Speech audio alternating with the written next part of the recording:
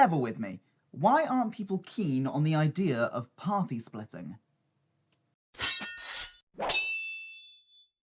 Hello and welcome to Level With Me, the YouTube channel where we can level up our TTRPG experience together. My name is Will, and today we're going to be discussing the idea of party splitting. Party splitting is always memed on in the D&D community. Like, why? If an adventure is laid out with a logical end, why does it matter how the group goes about it? Each time I've experienced a party split, it's been really good fun, so let's work out how to successfully do it so everyone feels comfortable at the table. Before we jump into the video, we work with shared XP on this channel, so any tips, tricks, or thoughts on the subject, leave them in the comments down below to dish out some XP to the people in our community. At its core definition, party splitting is when the party splits. This could be into 2, 3, or even several small groups, with everyone carrying out their own task to complete the objective.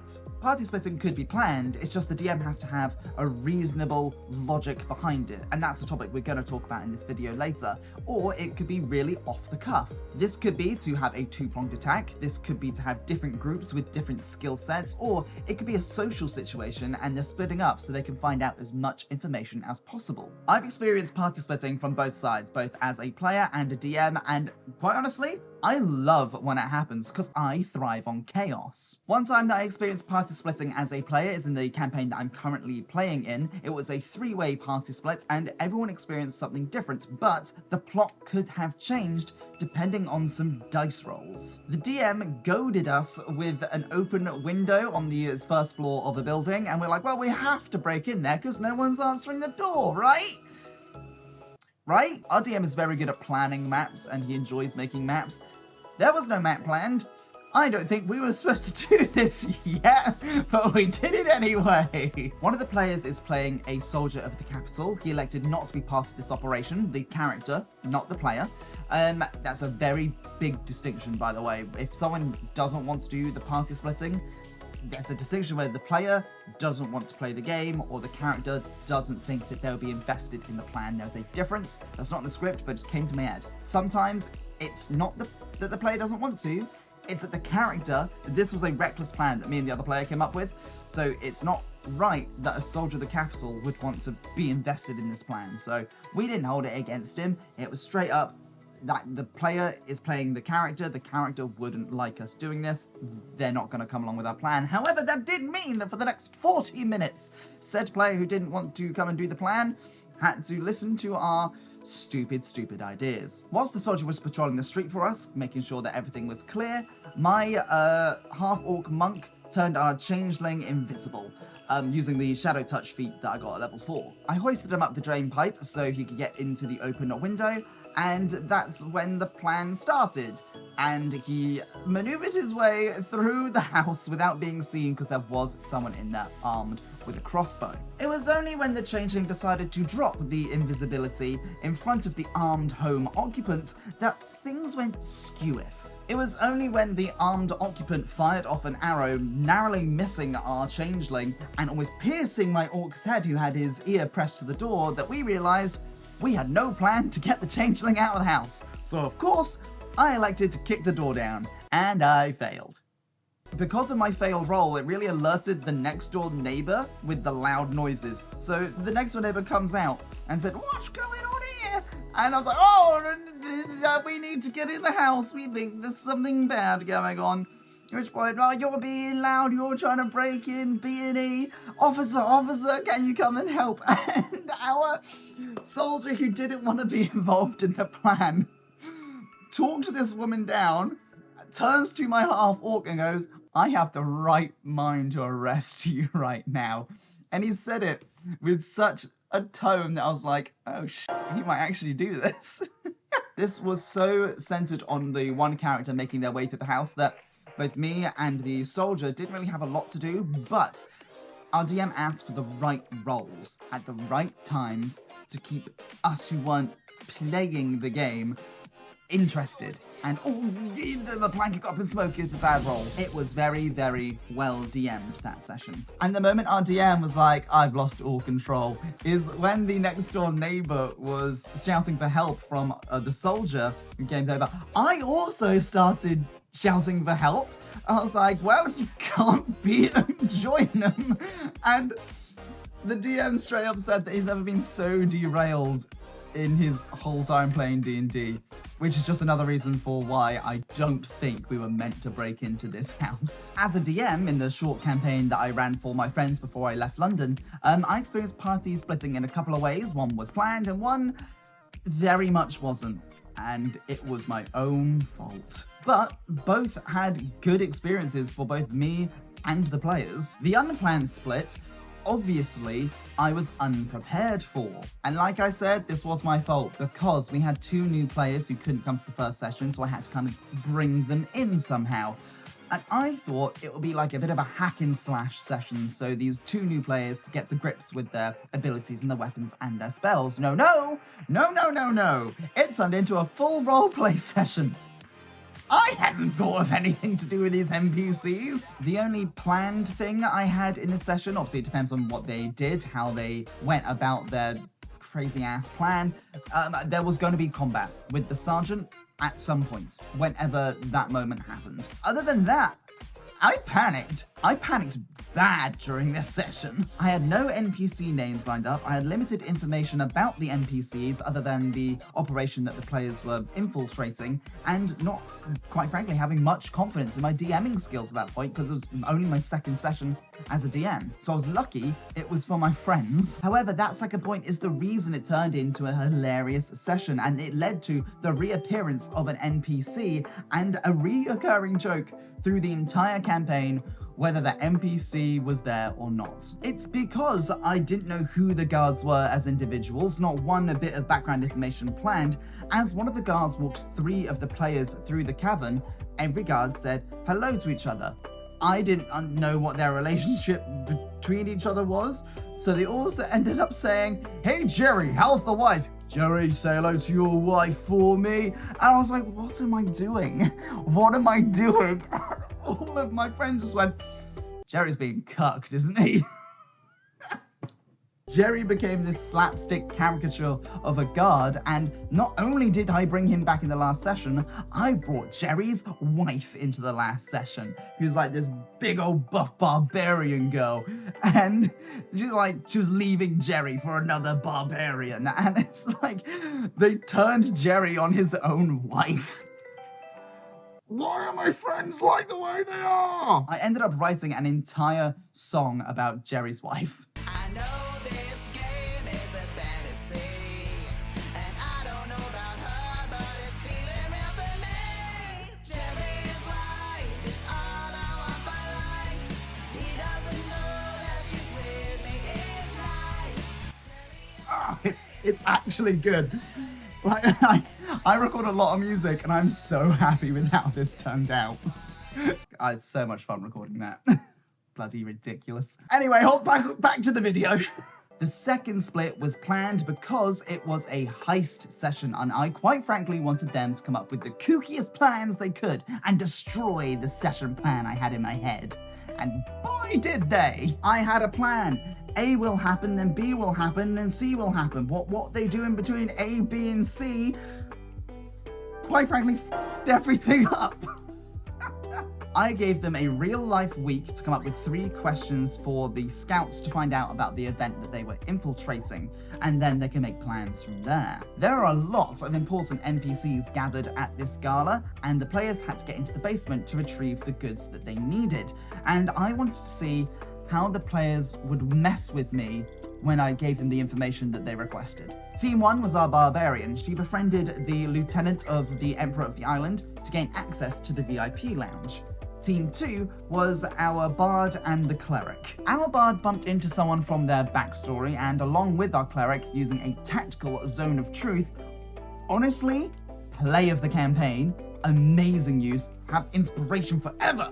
Have inspiration forever, cleric! They managed to extract information regarding just what the backstory character did to ruin our bard's life, as well as putting the backstory character off the scent of the party's heisting. Team 3 was our fighter and our warlock. they decided to infiltrate as kitchen staff and ended up cooking an entire 3-course meal, rolling deception to hide peanuts in the souffle and give it to someone who was deathly allergic so they could cause a distraction to steal one of the passes to get into the basement. I generally might make a standalone video about that heist because for want of a better, less patronizing word, I am so proud of my friends for up the session. Loved it. I loved every second of it. So what are my takeaways from these party splitting occasions? Hello, you might be at a different angle in this clip because my tripod fell.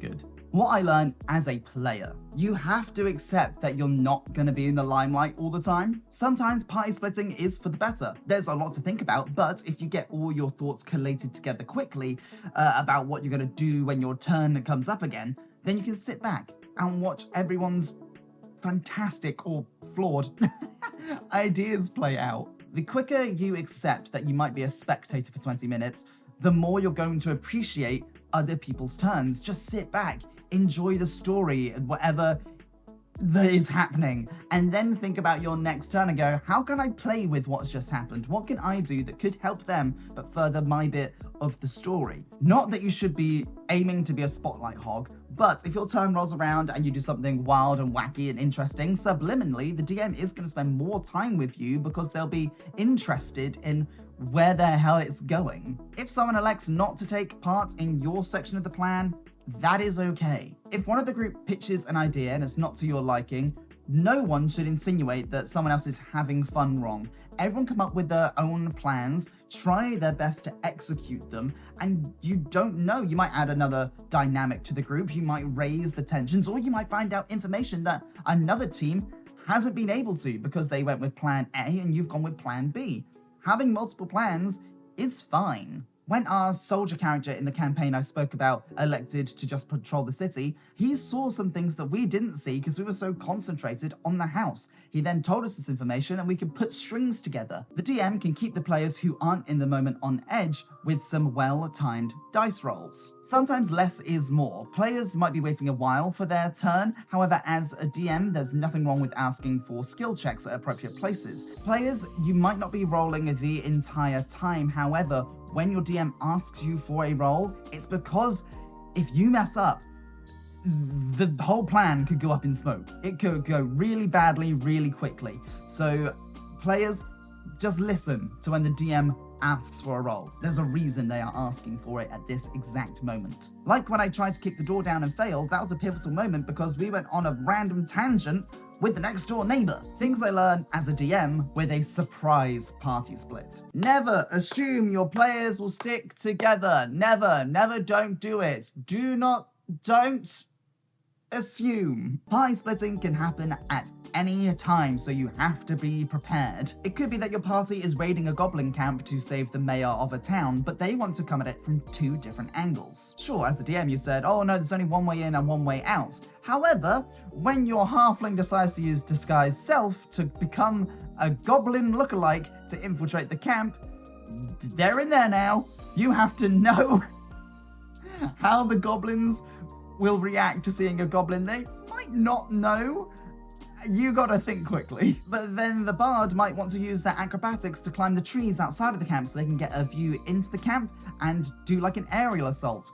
Congratulations, you now got a 3-way split party. Make each group feel special no matter what the situation. Sure, the halfling is now disguised as a goblin and is in the camp and is trying to blend in with the habits and the cultures that the goblins are carrying out. However, this doesn't mean that they should get all the limelight just because they have interactions with the NPCs. The bard in the tree could turn into the recon team and they could be trying to relay what they see going on to the halfling that's infiltrated the camp. They could help the halfling navigate through the dangerous parts of the camp, telling them to turn left to avoid the goblin boss, or there's a hobgoblin at this gate, be prepared. But then, what do you do with the beta team that sat outside? Now that is up to you to improvise. Welcome to DMing. They can't sit and do nothing, so maybe over the horizon they see a goblin hunting party returning in their rickety old carts with their catches for the day. Now it's up to the players whether they want to confront the goblins, deter them, make a distraction to lead them away from camp, because if they get into camp, that's reinforcements, and the halfling is going to be under more pressure to find the mayor quickly. As the DM, you're always going to have to try and think 2 steps ahead, but you are going to f up, and that is okay. And actually, this goes for both DMs and players, really. If a player messes up a roll, then that's causing tension and drama, and they've created an issue that the team need to solve. However, they've just split the party up. Maybe the skill set that this player has is not good. They can't talk themselves out of a situation, but the bard's in a tree now. Your charisma character's in the tree. Sometimes you, as the DM or one of the players, will put their foot in it by saying something wrong. It's controversial. It is. Don't retcon this. If the player is role-playing as their character and their character says something stupid that drops someone in it, role-play that. See where that leads. Don't retcon it. Oh no, I didn't say that. Man, you did though. And you've just caused an issue. I f***ed up in the second to last session, and it was with the NPC of Jerry, the stupid guard. My players said that they were doing like a surprise birthday party for Jerry, and I was like, oh boy, a surprise party for me. Oh boy. And they took him and locked him in an office. And one of the players just went, it's weird that he didn't question it's his birthday. And I just went, my character, what are the odds that it's his birthday? I didn't question this, that it was weird.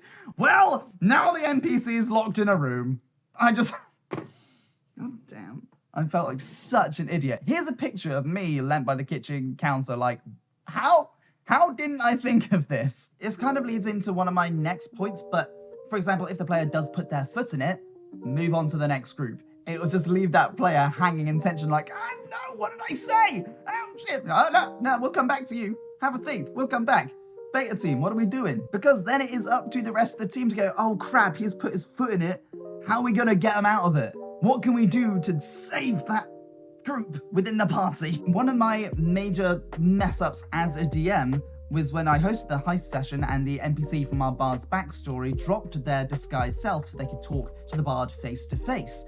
After a little bit of it got intense with me and my player, we roleplayed the shit out of that scene. However, it left with the NPC undisguised self walking out of the room and bumping into the cleric, and my cleric just went, Will, didn't he drop disguised self? I was like, oh, yes, he did. Okay. Yes. Cleric, you have now seen the true face of the bard's backstory character. They were sat next to each other on the sofa, so it's like, so I'm going to move onto another group, and if you can make that work for you, do it. Bard, it's up to you how much you share of your backstory, but if you want to fill the cleric in what's going in, we'll come back to you in a second. Damn, I messed up. My mistake opened up a whole new avenue for them to explore and create a plan around, and they did. My bad. Dealing with a planned party split, something that you have organized ahead of time. This isn't like an official point, but if you let your players know that there's going to be some scheming in the next session, let them have a little bit of information. Let them ask questions like I did, gave them that week to decide 3 questions, and those are the 3 things that the scout would find out for them. It's kind of an illusion because, yes, come up with your plans. Let me know the things that you're thinking. That helped me plan the session. I was like, oh, so they're asking questions about is there's external catering.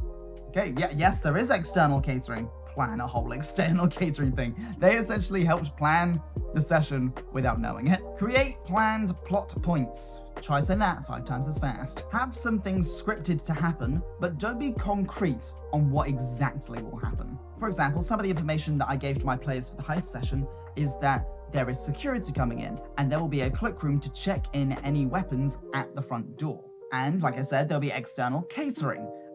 So what my players came up with their plan was they're going to take all the big weapons, like my fighters' martial weapons, my barbarians' axe and everything, in a duffel bag and leave it in the staff room for later if things go loud. I thought that's such a good way to get around it. So essentially, anyone who went through the front door just gave in like a dagger or a slingshot or whatever, but all their big weapons are already in the building. It was fantastic. A major planned plot point for this session, this heist session, was that the bad guys who were there to buy the smuggled goods that was in the basement were given different passes to those just attending the gala. When my players figured that out, they were spread out across the hall. We had one behind the bar, we had two in the kitchen, and we had two players as just guests. So they had to work out how to communicate this to each other and how to get a hold of one of those passes. But then not only did they have to get a hold of one of these passes, they also had to find a reason to come all together to get into the basement to get the smuggled goods. And quite frankly, that led to some crazy hijinks. Be clued up on all the NPCs your characters might have a run-in with. It's probably the reason why DMs don't like party splitting. You have to plan more. You have to be on top of everything that could happen in a session like this. When your party splits, that means that any party member could talk to any NPC at any time, so you have to know how the NPC will react in the moment to that specific character, especially when things might be going on in the session that are stressing this NPC out and they're confused as to why this is happening and that is happening because you now have 3 different parties messing with what's going on. Maybe the ex-husband of an NPC is there with their new beau, and now the NPC is trying to make the ex-husband jealous, and maybe that gets in the way of your characters, your players' plans. Now their NPC is another obstacle that the players have to navigate to get what they need, which adds another dimension to the session. There's now a social aspect. They can't just go gung-ho on it, because there's now people with things going on in their lives that might have repercussions later. But most importantly, and this goes for DMs and players, the entire D&D group, I think this is why everyone finds party splitting stressful. The most important thing is, keep the story moving. It sounds so dumb, but for the DM, if there's no tension, no speed, or no time crunch, and the players just seem to be floating around, doing nothing, you need to be able to just throw something in to stir up the plot. Now, I am not saying that players can't talk to every single NPC in the party. However, if they're asking the wrong questions and the story's going nowhere and they miss that one line of dialogue that you as the DM expected them to decipher, that the gem is in the old ruins, how didn't you get it? It's obvious. You have to think on the fly of a way to get back to the story and push it along. Is this railroading? Maybe. However, if the end goal is here and they're back here, you need to give them a shove somehow, so you have to think on the fly of how to do that. Maybe give them something physical to roll for, like an investigation check. Make it a low DC, so they feel like they've got it. Make it nice and easy. Say they discover muddy footprints by the door. Well, we're in the middle of the city, so who's been to the outskirts of the city and into the forest recently? And then while they're trying to figure that out and connect the dots in their head, move over to the other group, leave them with that information, come up with an idea that you think will help, move over here to the second group. If you're a player, and this is coming from an ex-performer, so it sounds really, really pretentious, it is just pretentious. Do you not want all eyes to be on you occasionally? How can you manipulate NPCs to do something for you or to give you information, and then you have to find a way to communicate that to the other members of the party who are spread across the tavern? If you have a mindset built for competition, this is not a bad thing. It just means that everyone else is going to be pushing each other to discover more clues. So the more each party is looking to push the story forward, the more information you're going to get, meaning you can crack the case sooner. And do you not want to be the person who cracks the case? I do. Help. It's a problem. Either way, that is going to keep pushing the plot forward.